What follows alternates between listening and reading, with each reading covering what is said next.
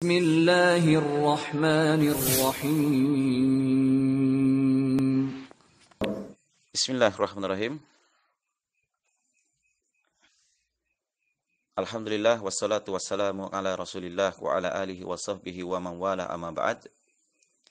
Ini ada pertanyaan yang masuk di grup At-Taifah Al-Mansurah yang keempat pada Jumat 25 Desember 2020. Ini adalah pertanyaan yang ketiga dari saudara Fikram di Parepare. Assalamualaikum warahmatullahi wabarakatuh. Semoga Allah merahmati dan memberkahi Ustadz. Waalaikumsalam warahmatullahi wabarakatuh. Ya, semoga Allah Subhanahu wa taala juga memberkahi kita semua dan merahmatinya. Bismillah, afwan Ustadz, ana ingin bertanya.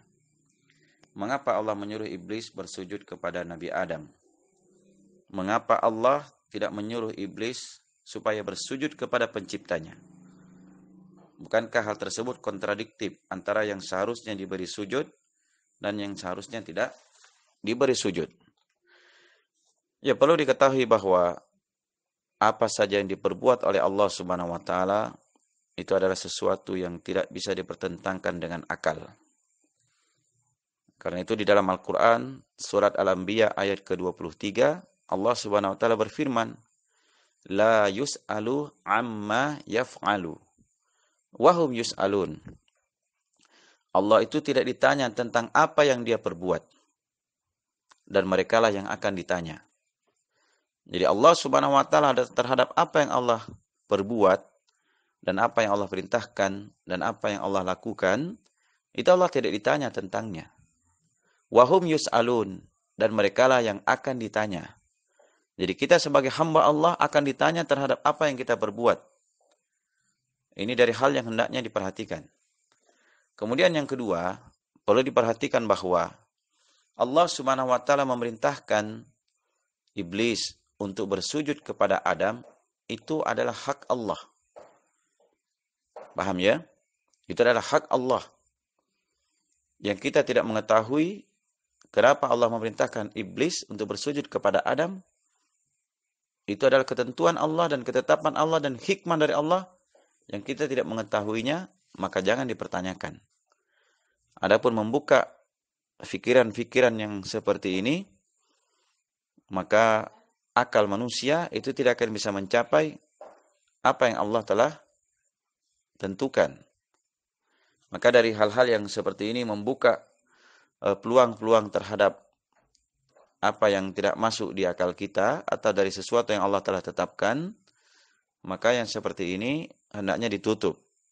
Karena mengikuti pikiran-pikiran yang sifatnya menurut kita, menurut akal kita kontradiktif, maka yang seperti ini adalah akan membuka peluang bagi perbuatan syaitan. Maka katakan saja amantu billah, saya beriman kepada Allah. Sebagaimana datang dalam hadis yang diriwayatkan oleh Imam Muslim, bahwa iblis itu datang kepada anak Adam. Lalu dia bertanya, siapa yang menciptakan ini dan itu? Diajak dulu berpikir dari hal-hal yang masuk di akal. Misalnya Allah, siapa yang menciptakan langit dan bumi? Allah. Lalu dikatakan lagi, siapa yang menciptakan ini dan ini? Terus Allah. Nanti diajak terus begini, ujungnya apa? Baru dia tanya, sekarang siapa yang menciptakan Allah? Nah, kalau sudah sampai seperti ini kata Nabi SAW, tutup. Katakan amantu billah, saya beriman kepada Allah. Adapun membuka peluang bagi pikiran untuk memikirkan seperti ini, itu adalah pendidikan dari filsafat, dari orang-orang Yunani yang merusak akal.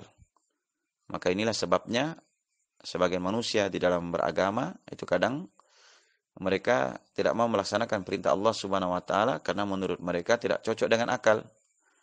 Karena di dalam agama kita wajib taat dalam perkara yang kita mengetahui hikmahnya atau tidak mengetahui hikmahnya. Kita wajib membenarkan segala yang datang di dalam syariat kita. Apakah sesuatu itu masuk di akal kita ataupun tidak masuk di akal kita. Yang ketiga, kita wajib meninggalkan segala yang dilarang.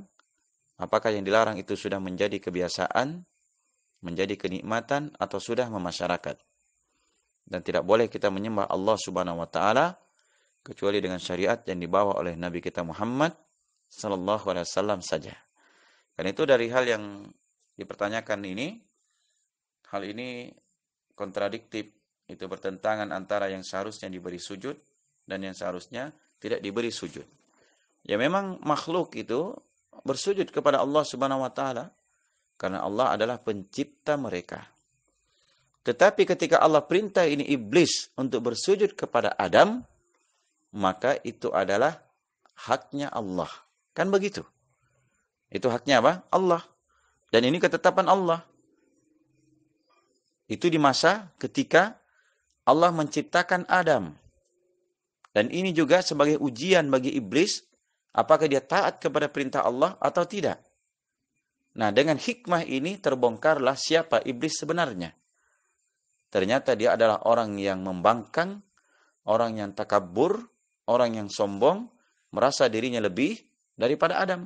Ini hikmah, sehingga dengan itulah Allah mengusir iblis dari sorga, karena dia tidak mau mentaati perintah Allah untuk bersujud kepada Adam. Begitu ya. Allah Ta'ala a'lam. Semoga Allah mengampuni kesalahan-kesalahan kita.